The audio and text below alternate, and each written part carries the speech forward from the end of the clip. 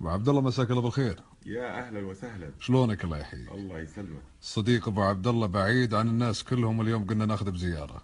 اهلا. حقيقه ابو عبد الله في كثير من المتابعين اللي عندي ترى نصراويين، فنبغى خبر من هنا ولا من هنا حصري لنادي النصر. لنادي النصر. الخبر الحصري ابو عبد الله. الخبر الحصري ان شاء الله حيكون تيفو غريب ما قد صار بالشرق الاوسط. اول مره جماهير نادي النصر حتطبقه بالتيفو ان شاء الله. بالتيفو. بالتيفو. ابو عبد الله مساحته كبيره التيفو. التيفو زي ما قلت لك الاول من نوعه بالشرق الاوسط، ويعتمد على حضور جماهير النصر، كل ما حضروا وكل ما نجح التيفو. ميزه التيفو.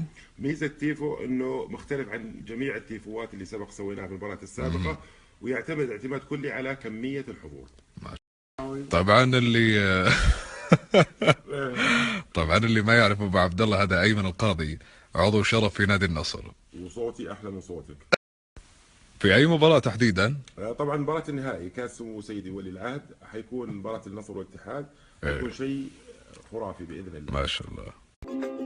إذا عجبك الفيديو لا تنسى اللايك وكومنت تحفيزي، ولكي تتوصل بكل جديد اشترك الآن.